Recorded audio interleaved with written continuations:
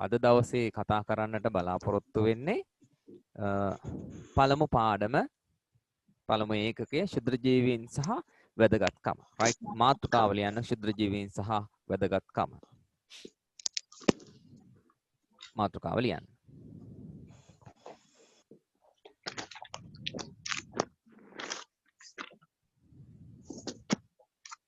ආඩමට අද ගොඩක් සම්බන්ධ කරුණු ගණනාවක් තියෙනවා. ඉතින් ඒ නිසා පරිසරය සැකසීලා තින්නේ ශුද්ධ ජීවීන්ගේ යම්කිසි බලපෑමක් මත නිසා අපේ පාඩමට පරිසරයත් වැදගත් වෙනවා මේ අවස්ථාව වෙන විට. ඒ නිසා මාතෘකාව පිළිබඳවයි මම චුට්ටක් ඕගලන්ට වැදගත්කම හැඳින්නුවේ. එතකොට පුතේ අපි ශුද්ධ ජීවීන් කවුද කියන එක මෙන්න මේ ආකාරයට හැඳින්වීමක් කරනවා. කවුද ශුද්ධ ජීවීන් කියන්නේ කියලා. තනිව ගත් කල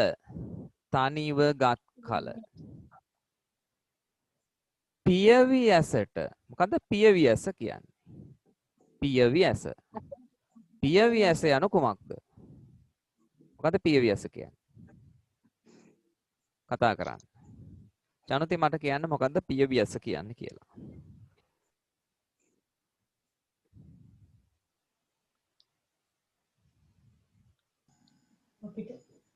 කිසිදු උපකරණයක ආධාරයක් නොගෙන ඔව්.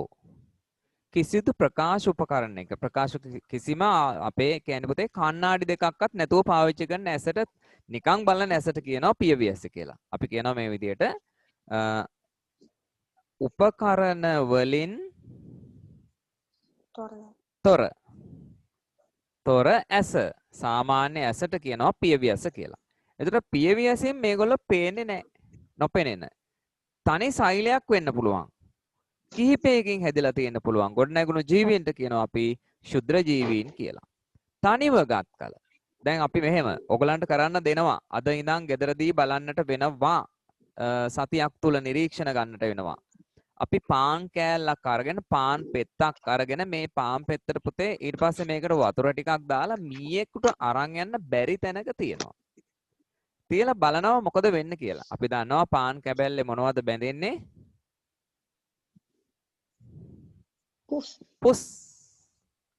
පුස් බැඳෙනවා. කළු පාටට එක එක වර්ණයෙන් මෙතන පුස් බැඳීම සිදු වෙනවා. පුස් කියන්නේ පුතේ ශුද්‍ර ජීවියෙක්. එතකොට මේ ශුද්‍ර ජීවීන් අපේ පියවි ඇසට පෙනෙන්න ගන්නවා මේ කොටසේ ඉන්න. එතකොට මේ පුස් කියන්නේ තනියෙන් ඉන්න කෙනෙක් නෙවෙයි. තනියෙන් ඉන්න කෙනෙක් නෙවෙයි. ඒගොල්ලන්ට අපි කියන්නේ මෙන්න මේ විදිහට ඉන්න අය. සමූහ වශයෙන් ඉන්න අය මෙතන තියෙන්නේ. එතකොට සමූහයම ගත්තාම පියවි ඇසට පෙනෙනවා. පියවි ඇසට පේනවා. සමූහයම ගත්තට පස්සේ. නමුත් සමූහ වශයෙන් ගත්තාම නෙවෙයි මේ අපි කතා කරන්නේ ශුද්‍ර ජීවීන් ගැන කොහොමද තනිව ගත් කල පියවි ඇසට නොපෙනෙන තනි සෛලකින් හෝ කිහිපයකින් දේහයේ ගොඩ නැගුණු ජීවීන්ට අපි කියනවා කවුරු කියලාද ශුද්‍ර ජීවීන් කියන අදාළ වචනය හැඳින්වීම අපි පාවිච්චි කරනවා. ඒකයි කෙටියෙන් කියන්නට තියෙන්නේ. එතකොට මේ අයට අපි උදාහරණ කතා කරන්නට අවශ්‍යයි. කවුද උදාහරණ දැන් මම පොඩ්ඩක් පෙන්නුවා. Excuse me sir. බැක්ටීරියා. ඇයි? sir ටික ලියා ගන්න ඕනද? පොඩ්ඩක් ඉන්න කියන එකන් විස්තර කරලා ඉවර වෙලයි පන්තියේ විදිහම තමයි. මේකත් ඔන්ලයින් පන්තියේ ඒ විදිහම තමයි. පොඩ්ඩක් ඉන්න. ඊගාට බැක්ටීරියා දිලීර ප්‍රොටෝසෝවා. තවත් ඉන්නවා කොටසක් ඇල්ගි. වෛරස්. ඔව් මේ ආදී වශයෙන්. ඊගාවට මම විශේෂයෙන් කතා කරන්නට වෙනවා වෛරස් ගැන. වෛරස් අපි අද විශේෂයි. ඒ හින්දා අද අපේ ලෝකයට විශේෂත්වයක් තියෙන කොටසක් ගැන ඒ කොටසත් අපි චුට්ටක් කතා කරන්නට ඕනි. ඒ නිසා අපි මේ විදිහට පොඩ්ඩක් අපි හැඳින්වීම ලියාගමු. ක්ෂුද්‍ර ජීවීන් කියන අනුමාතෘකාව දාගන්න වෙනත් පාට පෑනකින් දාලා නිල් පාටෙන් ලියන්නට ඕනි. තනිව ගත් කල පියවි ඇසට නොපෙනෙන තනි සෛලකින් හෝ කිහිපයකින් දේහය ගොඩ නැගුණු ජීවීන් ක්ෂුද්‍ර ජීවීන් ය කියලා ලියන්නට වෙනවා. ලියමු. ක්ෂුද්‍ර ජීවීන් අනුමාතෘකාව.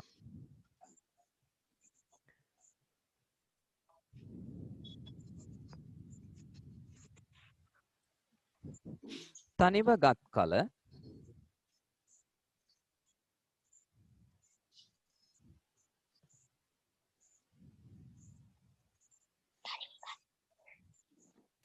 ජනප හයියෙන් කියවන්න එපා රහසින්. පියවි ඇසට නොපෙනෙන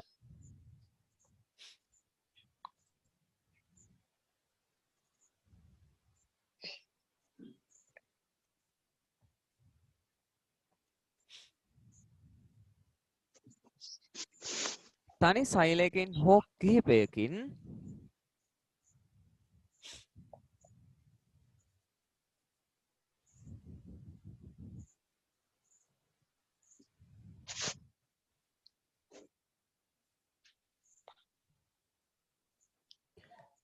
දේහය ගොඩනැගුණු ජීවීන් ක්ෂුද්‍ර ජීවීන්ය.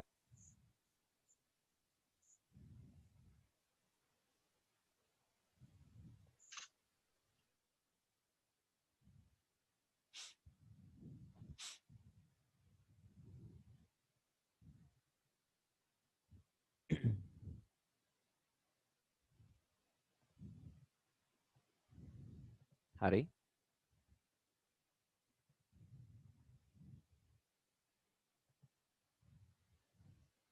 අපි යම් පුතේ උදාහරණ වලට.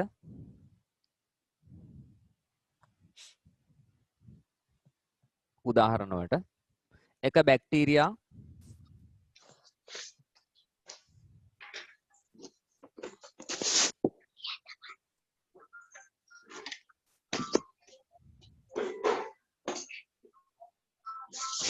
දෙක දිලීර හෙවත් පුස්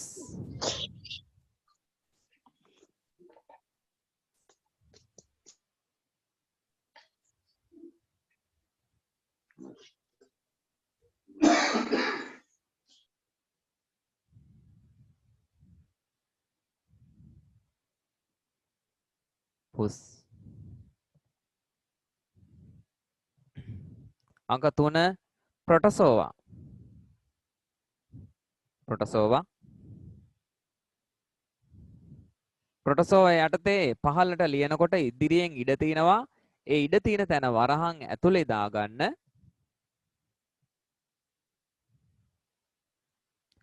ඇමීබා ඇලයිරක් පැරමීසියම්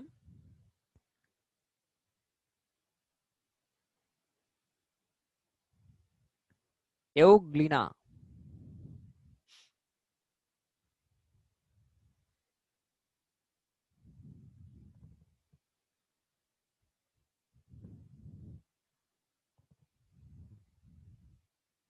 එව්ග්ලිනා හරි. ඊට පස්සේ දාන්න පුතේ ඇල්ගී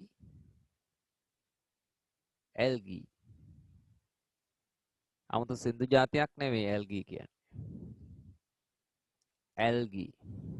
ඇල්ගී කියලා ලිව්වහම දරුවන්ගේ පොතේ ඉඩ තියෙනවා. අපි දාමු දන්න නමක් වරහන් ඇතුලේ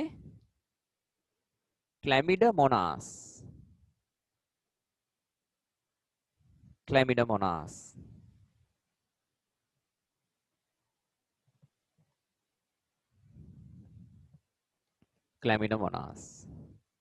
අපි තව එක්කෙනෙක් දාමු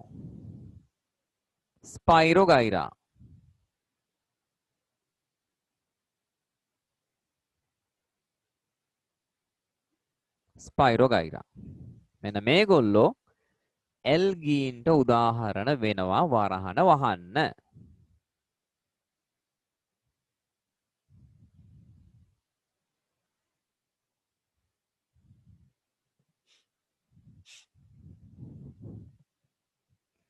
හොඳයි. අවසානයේ දාගන්න යටින් වෛරස කියලා.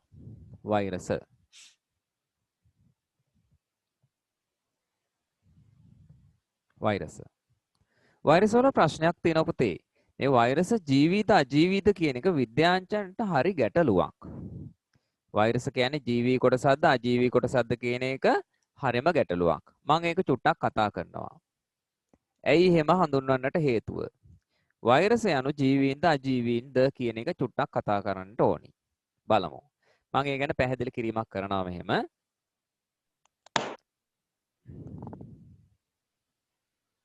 Excuse me sir. Okay. මගේ මේ පන්තියේ ඉන්න යාළුවෙක් සර් අක්කට ඔන්ලයින් පන්තියක්. ඇහෙන්නේ මේ පමුදි සිද්ධාරා. හා.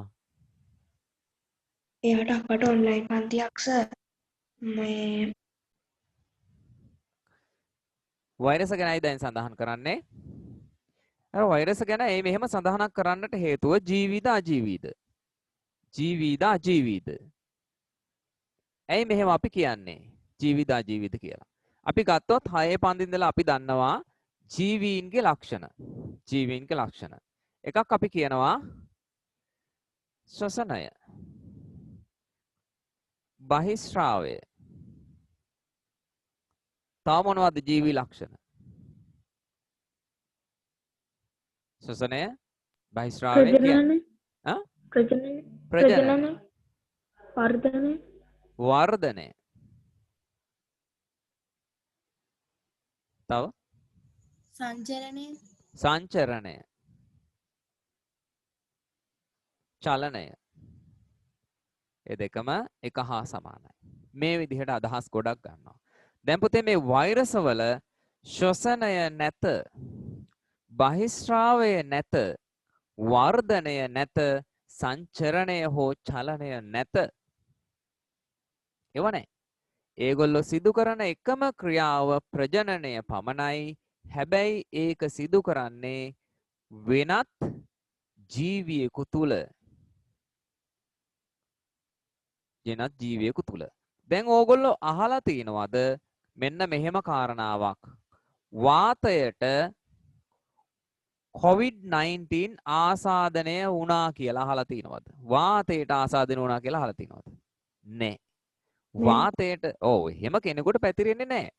එතකොට COVID-19 යන්නේ වෙනත් ජීවියෙක් ඇතුළට ගියාම තමයි එයා අදාළ ක්‍රියාව පටන් අරගෙන අපේ උගුරේ දවස් 3ක් විතර ඉඳලා ඊට පස්සේ එයා උගුරේ ඉඳගෙන ඊට පස්සේ අපේ ශ්වසන මාර්ගයට පහළට ගිහිල්ලා ඒ ශ්වසන මාර්ගයේ පහළට යන ගමන් ඊට පස්සේ එයාගේ සංඛ්‍යාව ටික ටික වැඩි කරගෙන මොකද්ද කරන්නේ?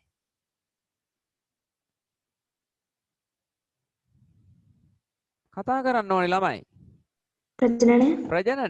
ප්‍රජනනය කරන්නේ එතකොට. ඒ නිසා මේ ප්‍රජනනය තවත් ජීවියෙක් තුළට අන්තර්ගත වුණොත් ඇතුළු වුණොත් තමයි විතරයි ඒක කරන්නේ. ඒ නිසා වෛරස පෙන්නන එකම ජීවි ක්‍රියාව අපි හඳුනනවා කවුරු කියලාද? ජීව ක්‍රියාවලිය ප්‍රජනනය පමණයි. එහෙනම් වෛරස කියන කොටස ජීවිද අජීවිද කියලා විද්‍යාඥයන්ට හරිම ගැටලු සහගත තත්ත්වයක්. ඒ නිසා තමයි මමත් අර විදිහට ඕගොල්ලන්ගේ පාඩම පටන් ගන්නකොට මේ කොටස අර ප්‍රශ්නාර්ථයක් දාලා ජීවිද අජීවිද කියන ප්‍රශ්නාර්ථය ඇතුව ඕගොල්ලන්ට පාඩම පෙන්නලා තියෙන්නේ. ඒකයි හේතුව.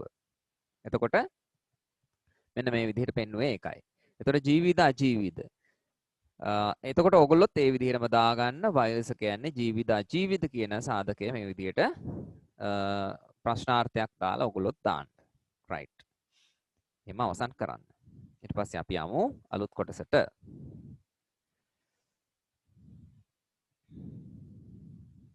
මෙන්න අපි ඉස්සෙල්ලා කිව්වා වගේම අදාළ කොටස් ටික මෙතන ඉන්නවා, ජීවීන් ටික ඉන්නවා. එතකොට මේ ජීවීන් සමූහය අපි ශුද්‍ර ජීවීන්.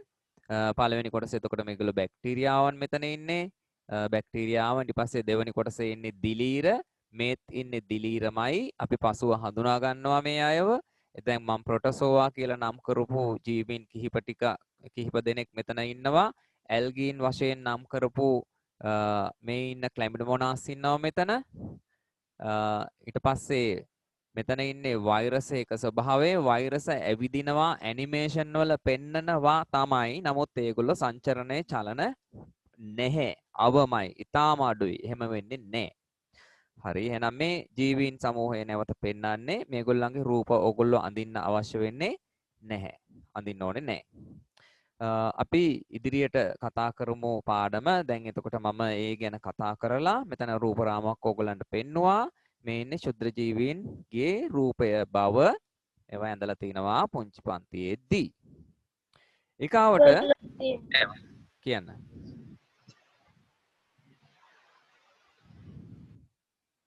ඊගාවට අපි බලමු ක්ෂුද්‍ර ජීවීන් ඉන්න පරිසර මොනවද කියලා චුට්ටක් කතා කරන්නට.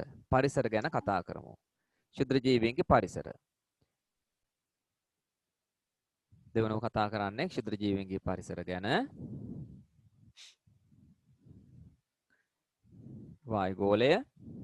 වායුගෝලයේ ඉන්නවා.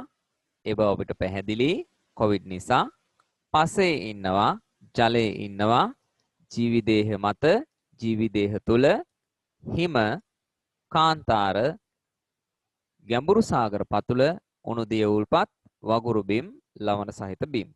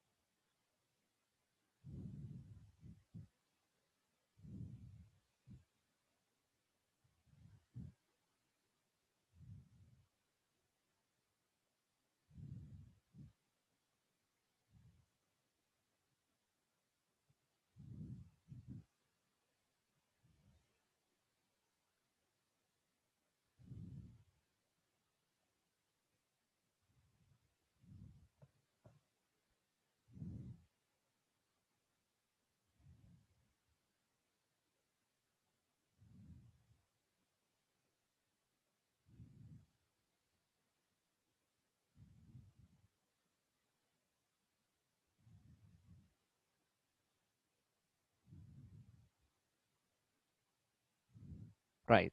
එතකොට මම මෙතන රතු පාටින් ඩොට් දාලා තිනවා. ඒ රතු පාටින් ඩොට් දාලා තියෙන ටික ඔයගොල්ලෝ ස්නාමාක් එකක් වගේ එකක් දාගෙන අපි ඒක දාන්න ඕන ජීවත් වීමට අපහසු නැත්නම් අපි හඳුනන ආන්තික පරිසර කියලා යටින් නම් කරගන්න රතු පෑනෙන්.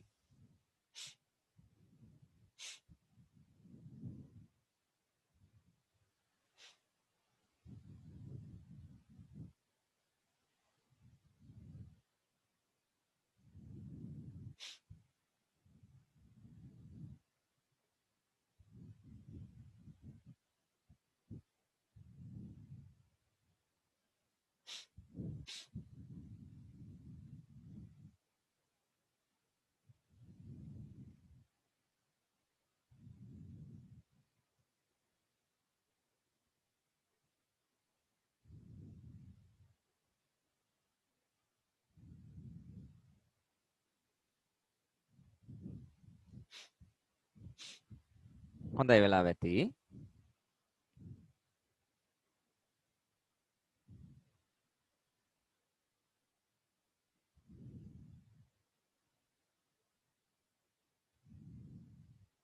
right. අපි ඊගාවට කතා කරමු ශුද්ධ ජීවීන්ගේ ලක්ෂණ ගැන. ශුද්ධ ජීවීන්ගේ ලක්ෂණ. මාතෘකාව දාපු ගමන් ඔයා ලියාගෙන ගිහිල්ලා නිකන් රහසින් දොඩ ඉන්න බෑ. පළවෙනි කාරණාව මම කතා කරන්නේ ශුද්ධ ජීවීන්ගේ ලක්ෂණ. විස්තර කරාට පසුවයි ලියාගන්නේ පන්තිය වගේම තමයි. පියවි ඇසට පේන්නේ නැහැ. එතකොට දැන් ඒ ගැන අපි කතා කරා. තනිව ගත් කල පියවි ඇසට නොපෙනෙන කියන කාරණාව කතා කරා. ඉතින් ඒ නිසා ඒ ගැන මම ආයෙ කතා කරන්න අවශ්‍ය වෙන්නේ නැහැ. පුළුල් පරිසර විවිධත්වයක් ඇත. දැන් අපි කිව්වනේ කොහෙද ඉන්නේ කියලා. ජීවීන් මත, ජීවීන් තුල, පසේ ජලයේ, වාතයේ, උණුදිය උල්පත්, ගැඹුරු සාගර පතුල, හිම ඒ ඉස්සර අපි කියනවා ඒ විදිහට ඉන්න නිසා අපි කියනවා පුළුල් පරිසර විවිධත්වයක් ඇත කියලා කියනවා. දේහය විවිධාකාරයි. දැන් ඔයගොල්ලෝ පළවෙනි සටහනේ මම පෙන්නපුවාම දැක්කනේ මෙන්න මෙහෙම අය ඉන්නවා. මේ ඉන්නේ. ඉතින් දේහය විවිධාකාරයි කියලා දැන් ඕගොල්ලෝ දන්නවනේ. දේහය විවිධාකාරයි. දේහය විවිධාකාරයි. ඊගාවට පෝෂණ ක්‍රම විවිධ වේ කියලා කියනවා. මම ඒක චුට්ටක් පැහැදිලි කරනවා. පෝෂණ ක්‍රම විවිධ වේ. දැන් මම කිව්වා අපේ ආහාර මාර්ගයේ ඉන්නවා කියලා ක්ෂුද්‍ර ජීවීන්. දැන් අපි ගත්තොත් අපේ ආහාර මාර්ගය ඇතුලේ ඉන්න ක්ෂුද්‍ර ජීවියා මං හැඳින්වුවා. එතකොට E. coli බැක්ටීරියාව කියලා. E. coli. මේ E. coli බැක්ටීරියාව ඉඳගෙන එයා අපෙන් ගන්නේ ආහාර.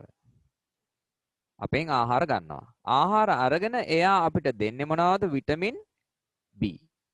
ඉතින් එයා ඉන්නේ සහයෝගයෙන්. සහයෝගයෙන් ඉන්නේ. නැත්නම් සහයෝගයෙන් ඉන්නකොට පෝෂණ ක්‍රමයට අපි කියනවා. හොඳට අහගන්න සහයෝගයෙන් ඉන්නකොට ඒ හඳුන්වන පෝෂණ ක්‍රමය සහජීවී. සහජීවී. සහජීවී. ඊළඟට සමහර අය සහයෝගයෙන් ඉන්න දන්නේ නැහැ. සහයෝගයෙන් ඉන්න දන්නේ නැහැ. ඔන්න මම නැවතත් අඳිනවා අපිව නැවතත් අඳිනවා. කොහොමද මෙයත් එක්ක ඊගාවට ඉන්නේ කියලා අපි බලමු. මෙන්න ශුද්‍ර ජීවියෙක් ඉන්නවා. එයා අපේ ඇඟට එනවා. එතකොට අපිට යම් යම් රෝගී තත්වයන් උද්ගත වෙනවා. කැස්ස, හෙම්බිරිස්සාව, උණ හරි උණ ගන්නවා, සෙම ඇති වෙනවා. දැන් ඊගාවට නියුමෝනියා තත්ත්වයට යනවා. අවසානයේදී අපි කියනවා මෙයා මොකද වෙන්නේ? මැරෙනවා කියලා මරණයටපත් වෙනවා. ඉතින් අවසානයේ යා මැරෙනවා. අන්න ඒ විදිහට මෙයා අපි තුල ජීවත් වෙනකොට එයාට හානි වෙනවා නම් හානි සිදු කරමින් එයා තුල ඉන්නවා නම් අපි ඒකට කියනවා පරපෝෂී කියලා. පරපෝෂී කියලා හඳුන්වනවා. එහෙනම් එක පෝෂණ ක්‍රමයක් මේ. මම තව ඉස්සෙල් එකක් කිව්වා මොකද්ද? සහජීවී. සහජීවී. දැන් තව එකක් කිව්වා මොකද්ද? පරපෝෂී. පරපෝෂී. ඒ පුතේ විවිධ පෝෂණ ක්‍රම. විවිධ පෝෂණ ක්‍රම. අපිට මෙහෙම නැහැ. අපිට නැහැ. මේගොල්ලන්ට එහෙම තියෙනවා එක එක පෝෂණ ක්‍රම. ඒ නිසා තමයි එක එක පරිසරවල ඒගොල්ලන්ට ඉන්න පුළුවන්කම ලැබිලා තියෙන්නේ. ඒ හේතුව හින්දායි. ඊගාවට අපි මිය ඇදෙනවා. අපි මිය ඇදෙනවා. අපි මිය ගියාට පස්සේ අපිට කියන නමක් තියෙනවා. මොකද්ද? මෘත දේහය. මෘත දේහය. දැන් අපි මිය ගියා. අපි මිය ගියාට පස්සේ ඒගොල්ලෝ අපේ ශරීරය තුළ ක්‍රියාත්මක වෙනවා. එතකොට මේ ශරීරයේ කාදමමින් අවසානයේ ඉතුරු කරන්නේ ඇට සැකිලි පමණයි. ඉතින් ඒගොල්ලන්ට අපි කියනවා ඒ ජීවින්ට කියවන්න බලන්න. කවුද? මෘතෝපජීවී. මෘතෝපජීවීන් කියලා හඳුන්වනවා. එහෙනම් බලන්න අපිට තියෙන්නේ අපි විෂමපෝෂී. අපි විෂමපෝෂී. නමුත් මේ ඉන්න ශුද්‍ර ජීවීන්ට පෝෂණ ක්‍රම ගණනාවක් තියෙන නිසා පරිසරයේ හොඳින් ජීවත් වෙන්නට යාලා දන්නවා. ඒකයි හේතුව. ඉතින් ඒ නිසා මෙන්න අපි ශුද්‍ර ජීවීන්ගේ ලක්ෂණ වශයෙන් නම් කරනවා පීවැසට නොපෙනේ පුළුල් පරිසර විවිධත්වයක් ඇත, දේහයේ විවිධාකාරය, පෝෂණ ක්‍රම විවිධයි කියලා. අපි ලියමු පුතේ ඒ ටික. ලියන්න මාතෘකාව ශුද්‍ර ජීවීන්ගේ ලක්ෂණ ලියන්න. ලක්ෂණ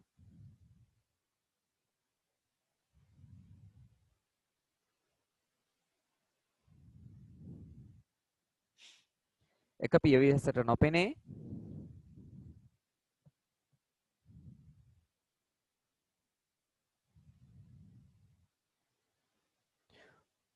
පියවිසට නොපෙනේ පුළුල් පරිසර විවිධත්වයක් ඇත.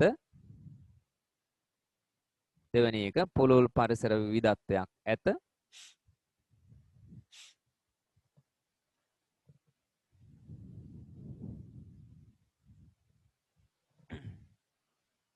තුන්වෙනි එක දේහයේ විවිධාකාරය.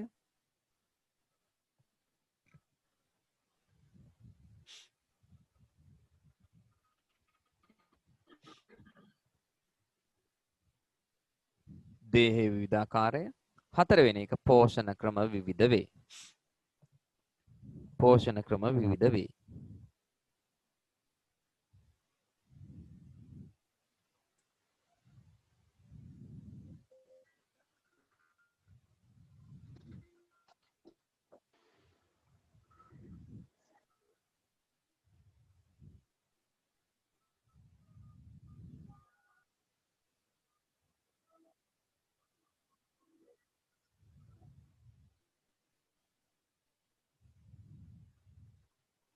හොඳයි.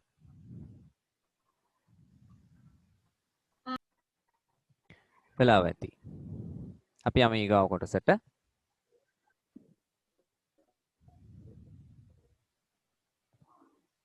පෝෂණ ක්‍රම ගැන අපි වෙනම කතා කරන්නට යනවා. දැන් මම පෝෂණ ක්‍රම ගණනාවක් පොඩ්ඩක් ඉන්න.